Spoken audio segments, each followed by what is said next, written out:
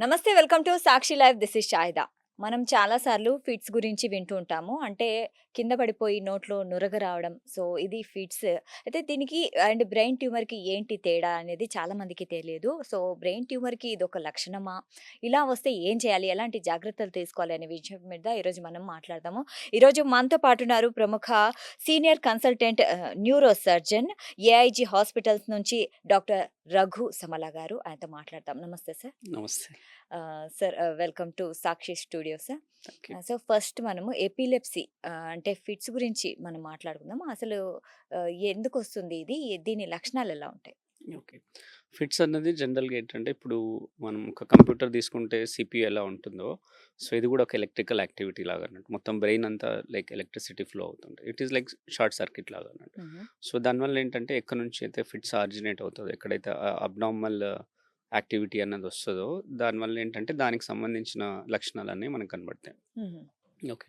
So, ఫిట్స్‌లో చాలా రకాలుంటాయి. మనకి అంటే చాలా వరకు మనకు తెలిసిందేంటంటే మనిషి కొంచెం స్పృహ కోల్పోతాడు, కింద పడిపోతారు. దెన్ నోట్లోంచి నోట్లో నురగ నుంచి వస్తుంది. నురగొస్తుంది, కాళ్ళు చేతులు కొట్టుకుంటారు. దిస్ ఈజ్ మేజర్ ఫిట్స్ ఇది. హుహు. సో, ఇది కాకుండా మనకి పార్షియల్ ఫిట్స్ అంటాం. అంటే ఏంటంటే ఓన్లీ ఒక భాగం మాత్రమే ఇన్వాల్వ్ అయితది. ఓకే. అంటే ఫర్ ఎగ్జాంపుల్ మనకి చేతికి సంబంధించిన భాగం ఇన్వాల్వ్ అయిందనుకోండి, హుహు. ఓన్లీ హ్యాండ్‌లో మాత్రమే ఫిట్స్ వస్తుంది. ఓకే.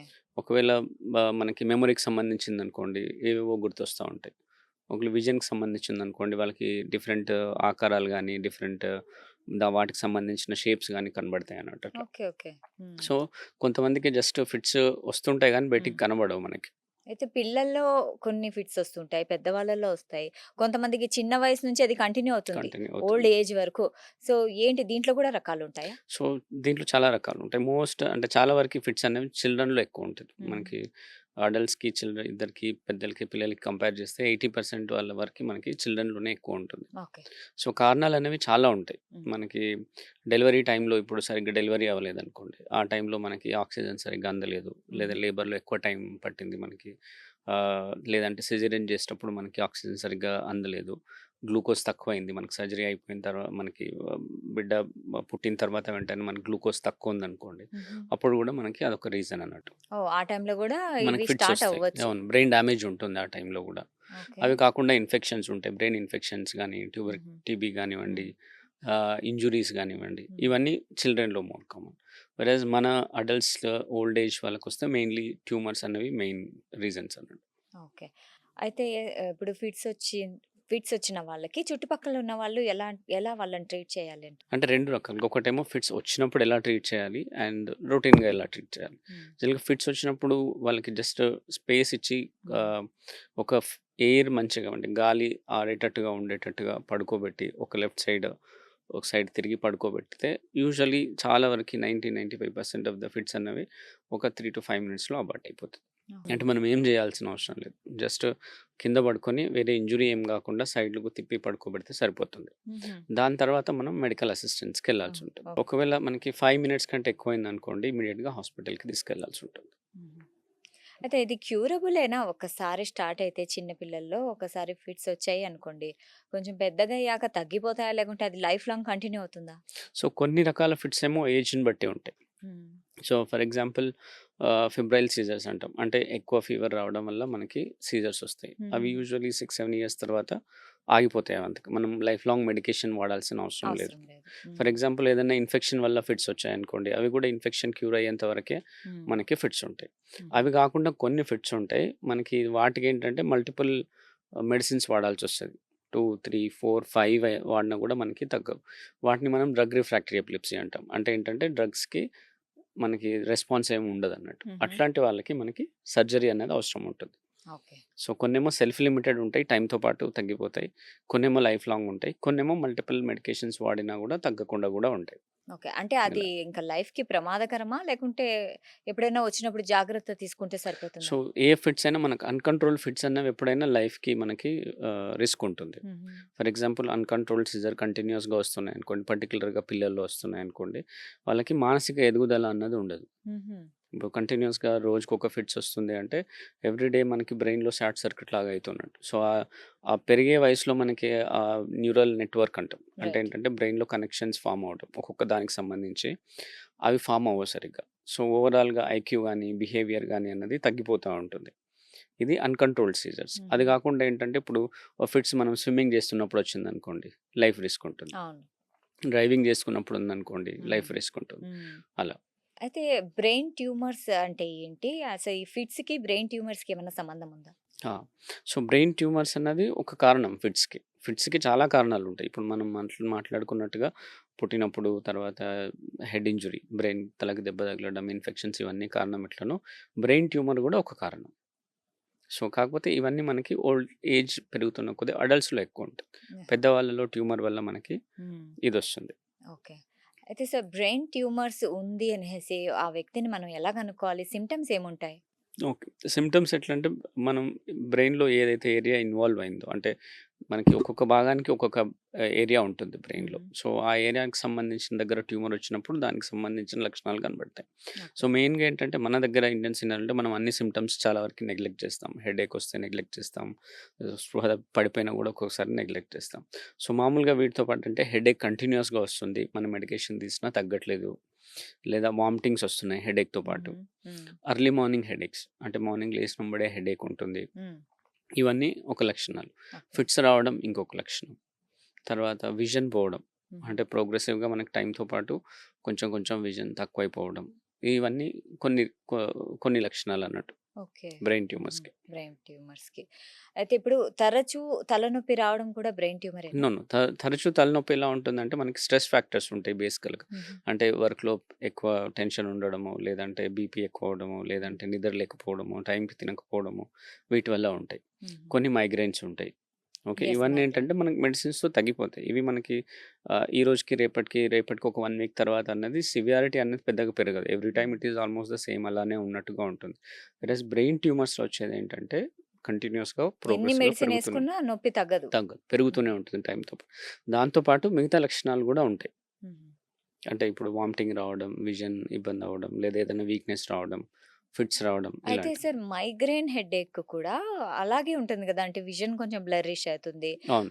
దానికి కూడా మైగ్రేన్‌లో గూడా వామిటింగ్ అవుతుంది. So, exact. ఏంటి difference? It is very good question. అంటే చాలా హ్మ్. వరకి మనం మైగ్రేన్‌ని గూడా మనం కొన్నిసార్లు ఏంటంటే ట్యూమర్ ఉన్నా గూడా మనం మైగ్రేన్ సైడ్ పోయే అవకాశం హ్మ్. ఉంటుంది. At the same time migraine వాళ్ళని ట్యూమర్ లాగా మనం టెన్షన్ పడాల్సి ఇది గూడా ఉంటుంది. హ్మ్. 2 విధాలుగాను ఉంటుంది. సో, రెండిటికి డిఫరెన్స్ ఏంటంటే మనకి మైగ్రేన్ అన్నది రికరింగ్. అంటే వస్తుంది, పోతుంది, మళ్ళీ వస్తుంది. మధ్యలో నార్మల్ గ్యాప్ అన్నది ఉంటుంది మనకి. హుహు. It is not continuous. Medicines తీసుకుంటే తగ్గిపోతుంది. తగ్గిపోతుంది హ్మ్. యూజువల్లీ. అంటే సేమ్ మనకి ట్యూమర్‌లు ఎట్లా ఉంటో దీంట్లో కూడా సింప్టమ్స్ అలానే ఉండే అవకాశం ఉంటుంది. హుహు. బట్ మనకి మెడికల్‌లో తగ్గుతుంది. హ్మ్. అన్ని డౌట్స్ ఉంటే మనం ఒక సింపుల్ స్కాన్, ఒక సీటీ స్కాన్ గాని, ఒక ఎంఆర్ఐ స్కాన్ గాని ఓకే. అయిపోతుంది. అక్కడ హుహు. అయిపోతుంది. సో, మైగ్రేన్‌లో యూజువల్‌గా మనకి నార్మల్ ఎంఆర్ఐ ఉంటుంది. ఎగ్జాక్ట్‌లీ. మనం వరీ అవ్వాల్సిందేమి ఉండదు. హ్మ్. వెరాజ్ ట్యూమర్ ఉంటే మనకు ఆబ్వియస్‌గా స్కాన్‌లో అవును. తెలిసిపోతుంది. యాక్చువల్లీ ఇది చాలా మందికి ఉంటుందనమాట. అసలు మైగ్రేన్ ఒక్కొక్కసారి చాలా ట్రిగ్గర్ అయినప్పుడు అది వామిటింగ్స్ ఒస్తాయి. ఆ సేమ్ వామిటింగ్స్ ఇలాగే వస్తాయి. ఉంటుంది. అవును. సో, అలాంటి వాళ్ళు ఖచ్చితంగా ఒక్కసారి స్కాన్ స్కాన్ చేయించుకుంటే చేసుకుంటే వాళ్ళ బెటర్. క్లారిటీ ఒస్తుంది. దానివల్ల స్ట్రెస్ కూడా తగ్గుతుంది మనకి. ఓకే. అండ్ అంటే ఈ ఎంఆర్ఐ స్కాన్స్ ఇవన్నీ మా ఈ ట్యూమర్‌ని తగ్గిస్తాయా? డిటెక్ట్ చేస్తాయి. డిటెక్ట్ మనకు చేస్తాయి. తెలుస్తుంది. ఆ! అంటే స్కాన్‌లో ఇప్పుడు ఒక ట్యూమర్ ఉందనుకోండి. హ్మ్. మనం ఫర్దర్‌గా మెడికల్ అటెన్షన్ అన్నది తీసుకోవచ్చు. ఓకే. అయితే బ్రెయిన్ ట్యూమర్‌కి సర్జరీ ఎప్పుడు అవసరమవుతుంది? సో, బ్రెయిన్ ట్యూమర్ అంటేనే సర్జరీ అవసరం అనేసి. అవును. ఇట్ ఈస్ హ్మ్. అంటే ఇప్పుడు మనకి వేరే దగ్గర ఎక్కడైనా క్యాన్సర్ వస్తే మనం వెయిట్ చేస్తూ ఉండం గదా!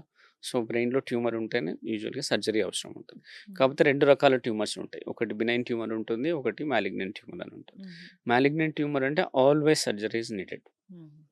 మనం ఓకే. తీయగలిగే ప్లేస్‌గా, సేఫ్‌గా అండ్ అది ఎక్కువ పెరగలేదు అనుకుంటే చాలా వరకి మనకి సర్జరీ అవసరం.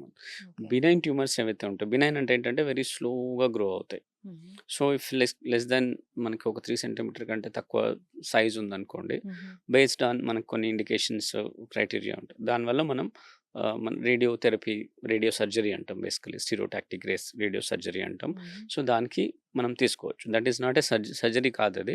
So, it's a machine. అందులోకి మనం పోతే ఎక్స్‌రే కిరణాలు దానివల్ల ఇదవ్వడం వల్ల ట్యూమర్ అన్నది ఇదైపోతుందన్నట్టు. అయితే సార్ ఇప్పుడు బ్రెయిన్ ట్యూమర్ మందులతో గూడా తగ్గుతుందా? అన్నీ తగ్గవండి. హ్మ్. సో, కొన్నింటికి ఉంటుంది. అంటే హ్మ్. కీమోథెరపీ ఇస్తాం మనం. ఓకే. అంటే లింఫోమా అని ఒక ఉంటుంది ఇప్పుడు. హ్మ్. సో, అట్లాంటి వాటికి మనం మెడిసిన్స్‌తో తగ్గొచ్చు. కానీ ఓకే. మోస్ట్ ఆఫ్ ద ట్యూమర్స్‌కి మనం సర్జరీసే అవసరం ఉంటుంది. సరే ఒకళ్ళకి బ్రెయిన్ ట్యూమర్ ఉంది అనుకుందాము. అంత పెద్ద హుహు. సైజ్‌లో లేదు. హ్మ్. ఓకే. మెడిసిన్ వాడుతున్నారు. సో, వాళ్ళు ఎలాంటి జాగ్రత్తలు తీసుకోవాలి లైఫ్ స్టైల్‌లో?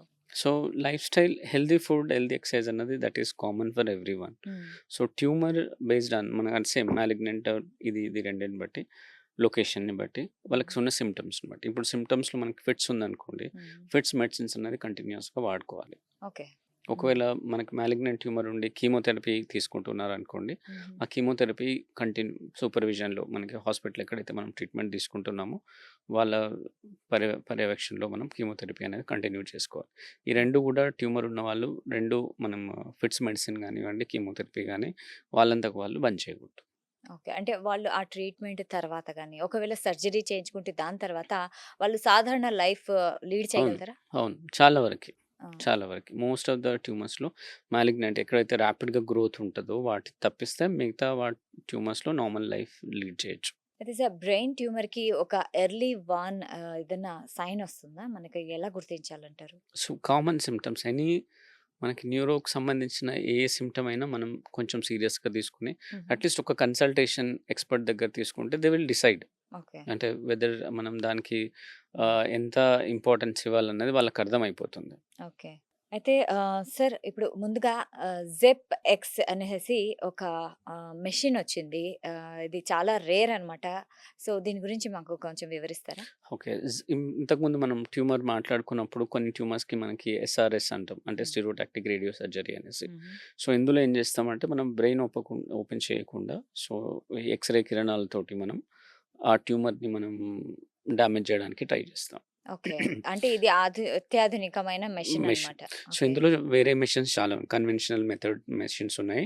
అండ్ అందులో భాగంగా ఇది లేటెస్ట్ అడ్వాన్స్డ్ అన్నట్టు. So, okay. జాపెక్స్ అన్నది. ఓకే. సో, జాపెక్స్ ఏంటంటే బేసికలీ మనకి నార్మల్ బ్రెయిన్ ఉంటుంది. ట్యూమర్ ఉంటుంది. నార్మల్ బ్రెయిన్ ఉంటుంది. హుహు. బ్రెయిన్ అనేది ఎవ్రీథింగ్ ఈజ్ ఇంపార్టెంట్ బ్రెయిన్‌లో. హుహు. మనం ఎక్స్‌రే లోపలికి పోయినప్పుడు మనం డిస్ట్రాయ్ చేసేసి మిగతా బ్రెయిన్‌కి ఏమి ఇబ్బంది కాకుండా అన్నట్టుండదు. హ్మ్. ఎక్స్‌రే కిరణాలన్నవి బ్రెయిన్‌కి కూడా ప్రాబ్లమ్ డ్యామేజ్ చేస్తాయి. ఓకే. సో, ఈ మిషన్ ఏంటంటే అక్యురేట్‌గా డెలివరీ చేస్తదన్నట్టు మనకి. హుహు. రేడియేషన్ థెరపీ ఏదైతే ఉంటుందో, దానికి అక్యురేట్‌గా డెలివరీ చేయడం వల్ల ఏంటంటే, సరౌండింగ్ బ్రెయిన్ ఏదైతే ఉంటుందో, దానికి డ్యామేజ్ కాదు ఒకటి. సెకండ్ మనం ఏదైతే ట్యూమర్‌కి అయితే ఇది ఎస్ఆర్ఎస్ చేస్తున్నామో, హుహు. దానికి అడెక్వేట్ డోస్ ఆఫ్ రేడియేషన్ అన్నది మనకి ఇవ్వడం జరుగుతుంది. అయితే ఇది జాపెక్స్ ఇప్పుడు హైదరాబాద్‌లో ఏఐజీ హాస్పిటల్‌లో ఉందా? యెస్. రీసెంట్‌గా స్టార్ట్ ఓకే. అయింది. Okay. Yes, it is there. అంటే ఇది రేరెస్ట్ మెషిన్ కదా? Most advanced. Most there are advance. Many machines ప్రీవియస్‌లీ గూడా. హుహు. లైక్ అంటే లైనాక్ అనేసి, గామా నైఫ్ అనేసి ఇవన్నీ ఉన్నాయి. దాంతో పాటు జాపెక్స్ అనేది.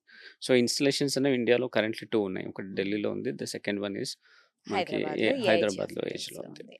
రైట్. ఎందుకంటే ఇప్పుడు అవసరం కూడా. ఎందుకంటే అవును. టెక్నాలజీ టెక్నాలజీ మారుతుంది. యెస్. అండ్ ఈ వైద్య రంగంలో గూడా మారాలి ఎంతైనా అవసరం మోర్ ఉంటే. సేఫ్టీ, అన్నది ఇంపార్టెంట్. అవును.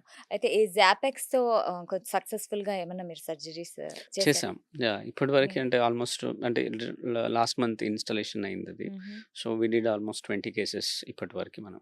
So, okay. Various type of ట్యూమర్స్‌కి మనం హ్మ్. వెస్టిబులర్ షానోమా అనేసి, గ్లయోమా అనేసి, హ్మ్. సమ్ అదర్ పెయిన్ గూడా మనం చేయొచ్చు. ఓకే. అంటే ఈ జాపెక్స్ ప్రతి బ్రెయిన్ ట్యూమర్ ఉన్న పేషెంట్‌కి చేయడం అవసరమా? లేదు. సో, హ్మ్. మనకేంటంటే క్రైటీరియా ఉంటుంది. హ్మ్. ఇప్పుడు ఒకవేళ మాలిగ్నెంట్ ట్యూమర్ ఉందనుకోండి, అంటే hmm. Fast growing tumour, surgery is the first thing. Okay. Okay. Versus the small ట్యూమర్స్‌కి లెస్ థాన్ 3 సెంటీమీటర్ సైజ్ ఉన్నాయనుకోండి, వాటికి మనం ఎస్ఆర్ఎస్ అన్నది ఇవ్వడం జరుగుతుంది. హుహు. Not every surgery. అంటే ఓకే. ఈజీగా మనం తీసేయగలిగిన దానికైతే సర్జరీనే బెటర్ ఉంటుంది all the hmm. Time. Okay. అంటే one time. Like hmm. You take it out, బయటికి తీసేస్తానంటే తర్వాత నార్మల్ లైఫ్ అయిపోతుంది. హుహు. బట్ కొన్ని ప్లేసెస్ ఉంటాయి, క్రిటికల్‌గా ఉంటాయి. మనం అక్కడ సర్జరీ చేసి రీచ్ అవ్వడం వల్ల కాంప్లికేషన్స్ ఎక్కువుంటాయి. హుహు. లేదా ట్యూమర్ మిగతా ఇంపార్టెంట్ స్ట్రక్చర్‌కి అటాచ్ అయ్యి ఉంటది. అది తీస్తే వాటికి విజన్ ఇబ్బంది రావడము, లేదా హియరింగ్ పోవడము అట్లాంటివి జరుగుతది. సో, అట్లాంటి లొకేషన్‌లో దిస్ ఈస్ ఇండికేటెడ్. అయితే ఈ జాపెక్స్ ట్రీట్‌మెంట్‌లో అంటే స్టిచెస్, కట్స్ ఏమి ఉండవు. ఏమీ ఉండదు. సో, ఇట్ ఈస్ లైక్ మనం ఒక సీటీ స్కాన్‌లోకి మనిషి ఎట్లా ఎళ్తాడో, సో, బెడ్ ఉంటుంది. లోపలికెళ్తుంది, ట్రీట్మెంట్ అవుతుంది, విల్ కమ్ ఔట్. ఓకే. ఎంత టైం పడుతుంది? It's 30 minutes, 20-30 minutes 30 based on the minutes. డోసేజ్‌ని బట్టి 20-30 మినిట్స్. ఓకే. మీరు చేసిన సర్జరీస్ జాపెక్స్‌తో అన్నీ సక్సెస్‌ఫుల్ అయ్యాయా? సో ఫార్ హ్మ్. ఇప్పటివరకైతే. అంటే మనం ఫాలో అవ్వాలి మనం. సో రేడియేషన్ ఇచ్చినప్పుడే ఈరోజు ఇస్తే ఈరోజు ట్యూమర్ చిన్నగా అయిపోదు. హుహు. So it will take some time. So okay. మనం ఫాలో అప్‌లో మళ్ళీ స్కాన్స్ చేసుకొని విల్ ఫాలో. ఓకే. అయితే సార్ ప్రజల్లో బ్రెయిన్ ట్యూమర్ అంటే ఇంకా క్యాన్సర్ అని అనుకుంటారు. సో వాళ్ళకి మీరేమంటారు? బ్రెయిన్ ట్యూమర్ అంటే క్యాన్సర్ కాదు. హ్మ్. ఓకే. మనకి క్యాన్సర్ అన్నది తక్కువ మందికుంటది. మనం ఒక ఓవరాల్‌గా ఇప్పుడు ఒక 100 మందికి కన్సిడర్ చేస్తే హ్మ్. ట్యూమర్స్‌లో okay. Almost like cancer stage అంటే స్టేజ్ 4 అంటాం మనం. హ్మ్. డబ్ల్యూహెచ్ఓ ప్రకారం గ్రేడ్ 4 అంటాం. జనరల్‌గా అయితే స్టేజ్ 4 అంటాం బాడీలో. ఇక్కడ మనం బ్రెయిన్‌లో ఏంటంటే గ్రేడ్ 4 అంటాం. సో దోస్ ట్యూమర్స్ అరౌండ్ 25-30% పీపుల్‌లో ఉంటది. మిగతా వాళ్ళందరికీ మనకి బినైన్ ట్యూమర్స్ అన్నట్టు. అంటే ఎక్కువ ఫాస్ట్‌గా గ్రో అవ్వవు. దే హావ్ అంటే వెరీ స్లోగా గ్రోత్ అవుతుంది. హుహు. మనకి టైమ్ ఉంటుంది ఇంటర్వెన్షన్ అవ్వడానికి. హుహు. ఒకవేళ సర్జరీ మంచిగా అయితే లేదా ఎస్ఆర్ఎస్ తీసుకొని కంట్రోల్ చేయగలిగితే హ్మ్, వాళ్ళకి నార్మల్ పీపుల్ లాగానే లైఫ్ ఉంటుంది. అయితే కొంతమందికి మరి వాళ్ళ మెమరీ లాస్ అవుతుంది అనేసి అని భయపడుతూ ఉంటారు హ్మ్. కదా! హ్మ్. హ్మ్. సర్జరీ హ్మ్. తర్వాత. హ్మ్. అవును. అది కరెక్టేనా? So, it depends. అంటే మనకి ఇప్పుడు మనం ఒక 20 ఇయర్స్ బ్యాక్ వెనక్కెళ్ళామనుకోండి. అప్పుడు హ్మ్. టెక్నాలజీస్ ఉండేవి కాదు. సో, ఎక్స్‌పర్‌టీస్ కూడా ఉండేది కాదు. హ్మ్. ఇప్పుడు మన ఇండియన్ న్యూరో సర్జన్స్ తీసుకున్నా లేదా టెక్నాలజీ వైస్ ఇప్పుడు జాపెక్స్ కానివ్వండి, హ్మ్. మనం సర్జరీ చేసేటప్పుడు చేసే హ్మ్. ఎక్విప్‌మెంట్ కానివ్వండి, వెరీ అడ్వాన్స్డ్. ఇప్పుడు మన దగ్గర ఉన్న ఇండియాలో ఉన్న ఇన్‌ఫ్రాస్ట్రక్చర్ అనేది ఆల్‌మోస్ట్ యూఎస్‌తో కంపారబుల్‌గానే ఉంటుంది. Even the training also. Okay. So, మనం సర్జరీ చేసేటప్పుడు కూడా చాలా ప్రికాషన్స్ తీసుకుంటాం. హుహు. మనం సర్జరీ చేస్తే life should be more better. Right. Okay. So, now ఆ స్టేజ్‌కి మనం రీచ్ అయ్యాం. సో, కాంప్లికేషన్స్ అనేవి వెరీ లెస్. హ్మ్. సో, 100% సక్సెస్ అని చెప్పలేము గానీ, like 90-95% of the time the brain tumour surgery అనేది అన్‌ఈవెంట్‌ఫుల్‌గానే ఉంటుంది. సర్జరీ అంటే జనరల్‌గా ఎవరైనా భయపడతారు. బట్ అవును. This is the truth. Okay. Okay. ఇంట్లో పక్కింటి వాళ్ళు చెప్పారు, వాళ్ళు చెప్పారని చాలా వరకి ట్రీట్మెంట్స్ చేసుకోము. But the technology improved, expertise improve అయింది, ట్రైనింగ్ ఇంప్రూవ్ అయింది సర్జన్స్‌ది. కాబట్టి ద రిజల్ట్స్ ఆబ్వియస్‌లీ బెటర్ మనకు పాతకాలంతో కంపేర్ చేస్తే ఇప్పుడు. ఓకే. అయితే డాక్టర్ మేము మీ గురించి తెలుసుకోవాలనుకుంటున్నాము. మీరు అంటే ఈ ఈ చాలా రకాల ఉన్నాయి కదా! మీరు ఇది న్యూరో సర్జనే ఎందుకు అవ్వాలనుకున్నారు? మీ బ్యాక్‌గ్రౌండ్ కొంచెం మాకు చెప్తారా మా సో, ప్రేక్షకులకి? So hmm. That was my childhood dream అండి న్యూరో ఓకే. సర్జన్స్. ఆ! It was my teachers basically inculcated it. హుహు. సో, మాది Mahabubnagar proper. So, I did MBBS from Osmania medical college. ఉస్మానియాలో చేశారు. ఉస్మానియాలో హ్మ్. చేశాము. అండ్ దాని తర్వాత పీజీఐ చండీగఢ్ అనేసి నేషనల్ ఇన్‌స్టిట్యూట్ అది. పెద్ద okay. Institute. It hmm. Is comparable to IIT లాగా. సో, చండీగఢ్‌లో పీజీఐ ఎంఎస్ జనరల్ సర్జరీ చేశానక్కడ. ఓకే. సో, దాని తర్వాత ఎయిమ్స్ ఢిల్లీ. ఎయిమ్స్ గురించి నాకు తెలిసి అందరికి తెలిసే ఉంటుంది. మీరు ఎయిమ్స్‌లో చదివారా? ఎయిమ్స్‌లో, ఓహ్! ఎయిమ్స్ ఢిల్లీ. అసలు యాక్చువల్‌గా ఎయిమ్స్‌లో అంటేనే ఇంకా అది ప్రైడ్ దిస్ గదా! ఈస్ ఆ! This is pride. యెస్. ఆ! So, I am proud of it also. నిజంగా. సో, అక్కడ neuro surgery, MCh neuro surgery. హ్మ్. దాని తర్వాత specially trained for treatment of fits. హుహు. అండ్ ఆల్సో మనకి పార్కిన్సన్స్ అని ఉంటది కొంచెం. హ్మ్. డిస్టోనియా అని అదే మూవ్‌మెంట్ డిజార్డర్స్ అంటాం వాటిని. అంటే హుహు. వాటికి డీప్ బ్రెయిన్ సర్జరీస్ స్టిమ్యులేషన్ అవన్నీ ఉంటాయి surgeries. Okay. These hmm. Are advanced. హుహు. సో, నార్మల్ న్యూరో సర్జరీస్‌తో తర్వాత మళ్ళీ ఒక 2 years additional training. Okay. So, my work అంటే నేను మెయిన్‌గా చేసేదేంటంటే ఈ ఫిట్స్‌కి సంబంధించిన ట్రీట్మెంట్.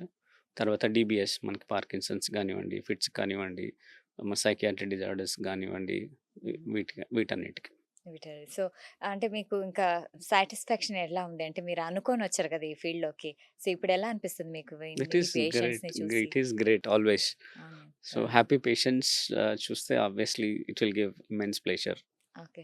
మీకు చాలా సాటిస్ఫాక్షన్ ఇచ్చిన ఏదైనా కేస్ గురించి చెప్పండి. చాలా అసలు so many. For example. Particularly ఎపిలెప్సీకి సంబంధించినవి. సో, హ్మ్. లైక్ ఇఫ్ యూ మనం చూసానంటే కొంతమందికి ఫిట్స్ ఎట్లా ఉంటాయంటే రోజుకి లైక్ క్లస్టర్స్ అంటాం. అంటే ఏంటంటే ఒకేసారి మెనీ ఫిట్స్ వస్తాయి. ఓహ్! రోజుకి 10, 15 ఫిట్స్ వచ్చేవాళ్ళు కూడా ఉంటారు. Sometimes 30, 40 fits. అంటే ఇమాజిన్ ఒక ఫిట్స్ వస్తేనే మనం ఇంత కంగారు పడతాము. సో, 30, 40 ఫిట్స్ అంటే ఇట్ ఈస్ అసలు వెరీ. హారిబుల్ అసలు. అండ్ వి హ్మ్. Can imagine the parents situation ఎలా ఉంటుంది. హ్మ్. చిల్డ్రన్ ఎలా ఉంటే పేరెంట్స్ కంటిన్యూయస్‌గా ఒకరో ఇద్దరు వాళ్ళ దగ్గర ఉండాల్సొస్తుంది. అవును. కంటిన్యూయస్‌గా సఫరింగ్ ఒక చైల్డ్‌ని చూడడం అన్నది it is very difficult situation అవునవును. For any parent. సో, ఇలాంటి వాళ్ళకి మనం హ్మ్. ఫిట్స్‌కి ట్రీట్మెంట్ చేసిన తర్వాత హ్మ్. ఫిట్స్ ఫ్రీ అయిపోయి ఆ పిల్లలు స్కూల్‌కెళ్ళడం అనేది it's a drastic change. So, that gives exactly. So, exactly. అది మీకు బాగా సాటిస్ఫాక్షన్ ఇస్తుంది. యెస్. అంటే వాళ్ళ లైఫ్ అంతా చేంజ్ అవుతుంది. కష్టపడుతున్నారు. వాళ్ళ లైఫే చేంజ్ అయిపోతది చేంజ్ గదా! అయిపోతుంది. యెస్. చాలా చాలా నిజంగా చాలా హ్యాపీగుంది మిమ్మల్ని చూస్తే. అయితే డాక్టర్ గారు ఇప్పుడు చాలా మందికి ఐటీ సెక్టార్‌లో ఉన్న వాళ్ళకి చాలా మందికి ఒకటే ప్రాబ్లమ్ ఉంటుంది. అదేసొచ్చి డిస్క్ అంటే డిస్క్ ఏదో బల్జ్ అయింది అంటారు. లేకుంటే L3, L4 ఏదో అయింది అవును. అనేసేసి స్లిప్ అయింది అంటారు. సో, ఏంటి ఇది కొంచెం వివరిస్తారా? సో, స్లిప్ డిస్క్ అంటే వాళ్ళకి మెయిన్‌గా ఏంటంటే బ్యాక్ పెయిన్, నెక్ పెయిన్ అనేది వెరీ కామన్. హ్మ్. అంటే వాళ్ళేంటంటే కంటిన్యూయస్‌గా సీట్‌లో కూర్చొని continuous looking at the screen అన్నట్టు ఉంటుంది. హ్మ్. సో, ఒకటేమో నెక్ పొజిషన్ అలానే ఉండాలి. హ్మ్. సెకండ్ ఏమో కంటిన్యూయస్‌గా మనకి బ్యాక్ అవును. పైన ప్రెషర్ ఉంటుంది. హ్మ్. సో, అప్పుడేమవుతుందంటే ఎక్కువ సేపు అలానే ఉంటే ఈ మజిల్స్ ఏవైతే ఉంటాయో, కండరాలు ఏవైతే ఉంటాయో హ్మ్. అవి టైర్డ్ అయిపోతాయి. అలసిపోతాయి కొద్దిసేపు. Okay. Then the neck problems అనేవి లేదా బ్యాక్ ప్రాబ్లమ్స్ అనేవి స్టార్ట్ అవుతది. Okay. So, first it starts మనకి ఇనిషియల్‌గా మనకి మెడ నొప్పి, నడుము నొప్పి లాగానే స్టార్ట్ అవుతుంది. హ్మ్. సో, ఓవర్ ద టైమ్ ఏంటంటే మనకి ఆ మజిల్ సరిగ్గా ఇదవ్వకుంటే హుహు. దెన్ ఆ స్పైనల్‌కి సంబంధించిన ప్రాబ్లమ్స్ రావడం మొదలవుతుంది. So, okay. మీరన్నట్టుగా డిస్క్ ప్రాబ్లమ్స్ ఇవన్నీ డిస్క్ రావడం వల్ల. ప్రాబ్లమ్స్. ఓకే. అయితే ఏ పరిస్థితుల్లో సర్జరీ అవసరం? సో, మనకి డిస్క్ బల్జ్ ఏదైతే ఉంటదో హ్మ్. అదొచ్చి మనకి నరం లోపల నర్వ్స్ ఉంటాయి కదా! హ్మ్. స్పైనల్ కార్డ్ గానివ్వండి, లేదంటే నర్వ్స్ కానివ్వండి. హ్మ్. వాటి పైన ప్రెషర్ అవుతున్నప్పుడు హుహు. దెన్ మనకి సర్జరీ అవసరం అవుతుంది. So, okay. ఎట్లంటే మనకి పెయిన్ ఇప్పుడు హ్యాండ్స్‌లో హ్మ్. తీసుకున్నామనుకోండి, చెయ్యిలోకి పెయిన్ ఎళ్ళడం, లేదా చేతులలో వీక్‌నెస్ రావడం, హుహు. లేదంటే లెగ్స్‌లో సేమ్ మనకి షియాటికా అంటాం గదా! అవును. సో, మొత్తం లెగ్ అంతా పెయిన్ రావడం, హుహు. నమ్‌నెస్ రావడం అంటే మొద్దుబారిపోవడం, లేదా వీక్‌నెస్ మనకి ఒక భాగం సరిగ్గా పనిచేయట్లేదు. లేదా మూత్రం పోయడంలో ఇబ్బందవుతుంది. లెటిన్ కాన్‌స్టిపేషన్ ఎక్కువైపోతుంది. హ్మ్. హ్మ్. ఇట్లాంటి వాటప్పుడు మనకి సర్జరీ సర్జరీ. అవసరం అవుతుంది. అయితే ఈ సర్జరీ కొంచెం కాంప్లికేటెడు. దీంతో కొంచెం చాలా అంటే ఒక్కొక్కసారి పక్షవాతం గూడా వచ్చే ఛాన్సెస్ ఉన్నాయంటారు కదా! మరి సో, ఏమంటారు? చాలా వరకేంటంటే సింపుల్ డిస్క్ ప్రాబ్లమ్ అయితే కాంప్లికేషన్స్ అన్నవి రేర్‌గానే ఉంటాయి ఈ హ్మ్. టైంలో. హ్మ్. సో, మనం మోరోవర్ మనం రీసెంట్‌గా మనం ఎండోస్కోపీ సర్జరీస్ కూడా వచ్చాయి ఇప్పుడు. అంటే మనం పాతకాలంలాగా అంతా ఓపెన్ చేయాల్సిన అవసరం లేదు. హుహు. స్మాల్ ఒక 1 హోల్. సెంటీమీటర్ హ్మ్. హోల్‌తో మనం వెళ్ళేసి లోపల ఏదైతే మనకి ఆ ప్రెషర్ కాజ్ చేస్తుందో దాన్ని మాత్రం మనం చేయొచ్చు. ఓకే. అయితే కొంతమందిలో ఇప్పుడు సర్వైకల్‌లో పర్టిక్యులర్‌గా ఓల్డ్ ఏజ్‌లో ఏంటంటే ఒక లెవెల్‌లో గాకుండా మల్టిపుల్ ఏరియాస్‌లో స్పైనల్ కార్డ్ పైన లాంగ్ టర్మ్‌లో ఎక్కువ రోజులు మనకి ప్రెషర్ ఉంటుంది. హ్మ్. సో, అది తీసినప్పుడు కొంతమందికి కాంప్లికేషన్స్ వచ్చే అవకాశం ఉంటుంది. ఓకే. బట్ చేయకపోతే ఏంటంటే ఫర్దర్‌గా ప్రోగ్రెస్ అయిపోయి కంప్లీట్ పారాలిసిస్ వచ్చే అవకాశం ఉంటుంది. ఓహ్! సో, దాంతో కంపేర్ చేస్తే మనం సర్జికల్ రిస్క్ ఒక 3-5% హుహు. చేస్తే చేసుకోకపోవడం వల్ల రిస్క్ ఎక్కువుంటుంది. అయితే సార్ ఇప్పుడు దీనికి సర్జరీ చేయించకుండా ఫిజియోథెరపీ చేయించుకొని నయం చేసుకోవచ్చని సో, అంటుంటారు. కొంతవరకి యెస్. సో, ఫస్ట్ ఇప్పుడు మనం హ్మ్. మెడ నొప్పి మొదలైంది. లేదా నడుము నొప్పి వరకే ఉంది. హ్మ్. తర్వాత స్మాల్ డిస్క్ బల్జ్ ఉంది. నరంకి అసలు ప్రెషర్ లేదసలు. హుహు. ఆ సింప్టమ్స్ కూడా ఏం లేవు. సో, ఇవన్నీ గూడా మనం ఫిజియోథెరపీ కొంచెం లైఫ్ స్టైల్ చేంజ్ తోటి మనం హుహు. చేసుకోవచ్చు. చేసుకోవచ్చు. అంటే అంత ప్రాబ్లమ్ లేదు అనడానికి లక్షణాలేముంటాయి? అంటే వాళ్ళు ఇది సీరియస్, ఇది అని సీరియస్ కాదు. చెప్పడానికి అవును. ఆ! సో, మనకి నర్వ్‌కి సంబంధించిన ఇప్పుడు ఆ డిస్క్ వచ్చేసి మనకి నర్వ్ ప్రెస్ అయితేనే నర్వ్ సంబంధించిన సింప్టమ్స్ ఒస్తాయి. హ్మ్. అంటే సో, పెయిన్ ఉంటుంది. పెయిన్. సో, పెయిన్ మనకి హ్యాండ్స్‌లో గాని, హ్మ్. లెగ్స్‌లో గాని పెయిన్ రావడం, హ్మ్. లేదా మొద్దుబారిపోవడం, హ్మ్. లేదంటే మనకు ఒక భాగం సరిగ్గా పనిచేయడం. ఇప్పుడు హ్యాండ్ అనుకోండి మనం ఓకే. పట్టుకోవడంలో ఇబ్బంది. ఇట్లాంటివి వచ్చినప్పుడు మాత్రం అది సీరియస్. ఓకే. డిస్క్ ప్రాబ్లమ్ ఉన్నప్పుడు సర్జరీ చేస్తే ఎన్ని రోజులకి వాళ్ళు మామూలుగా నడవగలుగుతారు? సో, మోస్ట్ ఆఫ్ ద ఇప్పుడు చేసే సర్జరీస్ ఎండోస్కోపీతో ఏవైతే చేస్తామో, ఈరోజు సర్జరీ చేస్తామనుకోండి హుహు. For example. హ్మ్. ఈరోజు మార్నింగ్ సర్జరీ చేస్తాం. ఈరోజు మనం జనరల్‌గా రెస్ట్ ఇస్తాం. పెయిన్ ఉంటుంది. అనస్థీషియా అదంతా ఉంటుంది కాబట్టి టుమారో మార్నింగ్ నుంచి దే విల్ వాక్. అంతేనా? Just okay. ఆ! సో, అంటే దీని మీద చాలా మందికి ప్రజల్లో కొంచెం భయం భయం ఎక్కువుంది. ఉంటుంది. ఎందుకంటే ఇప్పుడు డిస్క్ ప్రాబ్లమ్స్ చాలా ఎక్కువున్నాయి. కానీ కవర్ చేసేస్తున్నారు. హ్మ్. మెడిసిన్‌తో, పెయిన్ కిల్లర్స్‌తో అదే లేకుంటే అదే మనం ప్రాబ్లమ్ ఉన్నప్పుడు అంతవరకి పోకుండా మనం ఎర్లీగా ట్రీట్మెంట్ చేసుకుంటే బెటర్ ఉంటుంది. ఓకే. మనం ఇప్పుడు ఒక ఫర్ ఎగ్జాంపుల్ ఒక నర్వ్ డ్యామేజ్ అయిపోయిందనుకోండి. హ్మ్. సర్జరీ చేయడం వల్ల కూడా మనకు పెద్దగా యూజ్ ఉండదు ఆ టైంలో. ఓకే. అంటే ఈ సర్జరీ తర్వాత లైఫ్ స్టైల్ ఎలా చేంజ్ చేసుకోవాలి? ఎక్సర్‌సైజెస్ అవన్నీ ఎలా ఉండాలి? సో, యూజువల్‌గా ఏంటంటే మనం సర్జరీ అయిపోయిన తర్వాత నెక్స్ట్ డే ఎట్లయితే మనం నడిపిచ్చి అదంతా చేస్తామో, యూజువల్లీ ఒక 10 డేస్ తర్వాత వాళ్ళ ఇంట్లో అటు ఇటు తిరగడం, హుహు. రొటీన్ వర్క్స్ అన్నీ చేసుకోవచ్చు. ఒక ఓకే. 6 వీక్స్ తర్వాత మనం ఏంటంటే మెల్లగా ఫిజియోథెరపీ అనేది స్టార్ట్ చేస్తాం. ఓకే. సో, దాని తర్వాత ఎలా చేంజెస్ తీసుకోవాలి, లైఫ్ స్టైల్ ఎట్లా ఉండాలనేది ఆ జాగ్రత్తలు మనం చెప్తాం దాన్ని. ఓకే. అయితే సార్ ఇప్పుడు హెడ్ ఇంజరీస్ గురించి కొన్ని అడుగుతాను.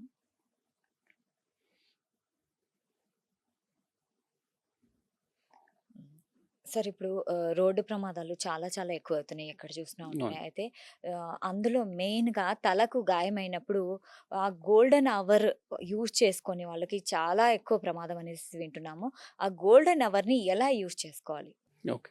సో, మనం ఎప్పుడైతే ఇంజ్యూరీ అయితదో సివియర్ ఇంజ్యూరీ హ్మ్. మామూలుగా ఏంటంటే ఇంజ్యూరీ అయినప్పుడు కొంతమంది జస్ట్ కన్‌ఫ్యూజన్ ఉండి నార్మల్‌గా కాన్షియస్‌లోకొస్తారు. హుహు. వీళ్ళకి జనరల్‌గా సిగ్నిఫికెంట్ బ్రెయిన్ ఇంజ్యూరీ మనం అంటే ఒక టూల్ లాగా చెప్పొచ్చు. అంటే అంత సిగ్నిఫికెంట్ ఇంజ్యూరీ లేదు ఏమో అనేసి. హుహు. ఓకే. బట్ పేషెంట్ అన్‌కాన్షియస్ ఉంటే మాత్రం అది హ్మ్. మనకి ఈ ఇనిషియల్ ట్రీట్మెంట్ ఏదైతే ఉంటుందో at hmm. The site of accident okay. ఇప్పుడు యాక్సిడెంట్ అయిన దగ్గర వెంటనే హ్మ్. ఏమైతే ప్రికాషన్స్ తీసుకోవాలో హ్మ్. ఆ టైం అన్నది చాలా ఇంపార్టెంట్. ఓకే. సో, ఇప్పుడు అన్‌కాన్షియస్ అయినప్పుడు ఏమవుతుందంటే రెస్పిరేషన్ మనకి శ్వాస తీసుకోవడం అన్నది ఇబ్బందవుతుంది. హ్మ్. ఒకటి. తర్వాత ఈ సలైవా ఏదైతే ఉంటుందో అది లంగ్స్‌లోకెళ్ళే అవకాశం ఉంటుంది. ఓకే. యాస్పిరేషన్ అంటాం. ఓకే. ఓకే.